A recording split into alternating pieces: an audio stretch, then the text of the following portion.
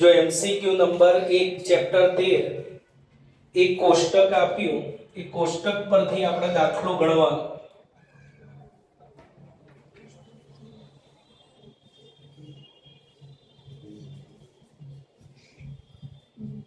દવા સાથે દવા વગર અને કુલ વ્યક્તિ આપી રોગમાં ફેર પડતો હોય અને ફેર પડતો ન હોય એવી વ્યક્તિઓ આપી વ્યક્તિઓની સંખ્યા તમને કોષ્ટકમાં આપી દીધી છે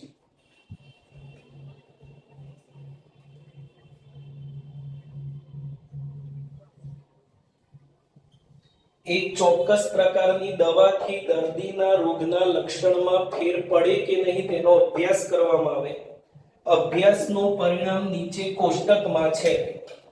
કે દવા સાથે દવા લે અને ફેર પડે એવી 270 વ્યક્તિ અને ફેર પડતો ન હોય એવી 530 વ્યક્તિ અને ટોટલ 800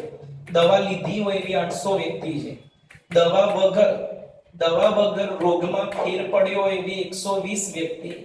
ફેર ના પડ્યો હોય 280 વ્યક્તિ અને દવા ના લીધી હોય એવી 400 વ્યક્તિ એટલે 800 + 400 ટોટલ 1200 વ્યક્તિઓ છે જો દર્દીને દવા આપવામાં આવેલ હોય તેમ આપેલ હોય ઘટના એ દર્દીને દવા આપવામાં આવેલ છે તો બીજી ઘટના તો તેના રોગના લક્ષણમાં ફેર પડ્યો હોય એની સંભાવના શોધો રોગના લક્ષણમાં ફેર પડે એની સંભાવના શોધો યાદ કરો પહેલું જ સ્વાધ્યાય આપેલ ઘટના પાછળ લખવાની ને જેની સંભાવના શોધવી હોય પાછળ દર્દીને દવા આપવામાં આવેલ છે તેમ આપેલ હોય એટલે ઘટના એ પાછળ શરતી સંભાવનાનું સૂત્ર ઉપર છેદ અને નીચે p of a ચલો p of a એટલે સંભાવનાનું સૂત્ર r/a ટોટલ વ્યક્તિ 1200 r એટલે ઘટના એ દર્દીને દવા આપી હોય તો દવા આપી હોય એવી ટોટલ વ્યક્તિ કેટલી આપી એમને 800 દવા વાળી પછી a છેદ b ની સંભાવના ટોટલ વ્યક્તિ 1200 a છેદ b ના બંને શરતનું પાલન થાય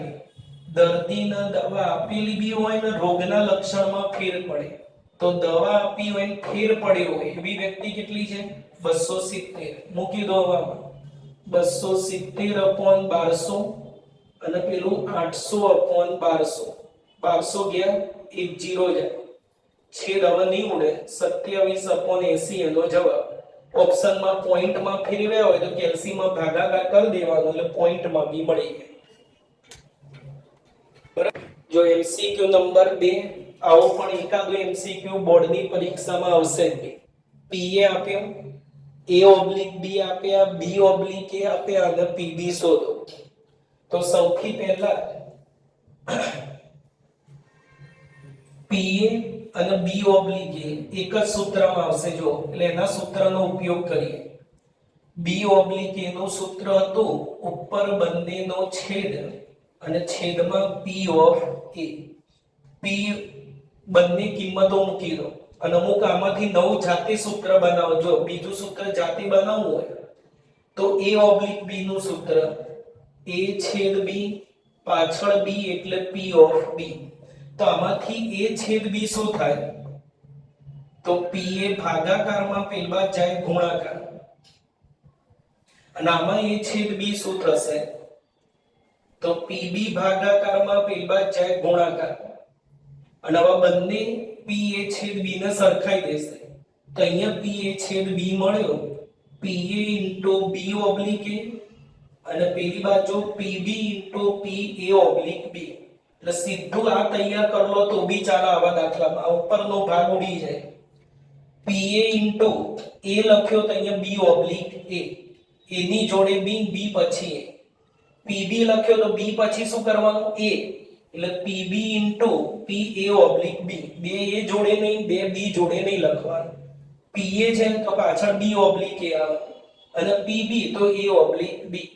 એટલે જ્યારે બંને ઓબ્લિક વાળા આપેલા હોય કંઈક શોધવું હોય ત્યારે આ સૂત્રનો ડાયરેક્ટ ઉપયોગ કરો તો પણ ચાલે થોડો સમય બચી જાય આ ઉપરની આખી ગણતરી ઉડી જાય હવે આમાં મૂકો આ 1/4 આ આપ્યો 2/3 પીબી શોધવાના અને આ આપ્યો 1/2 પીબી શોધવા છે તો બે ભાગાકારમાં ઉપર જાય ગુણાકારમાં 2 2 4 ઉડી ગયા એટલે પીબી મળી જાય 1/3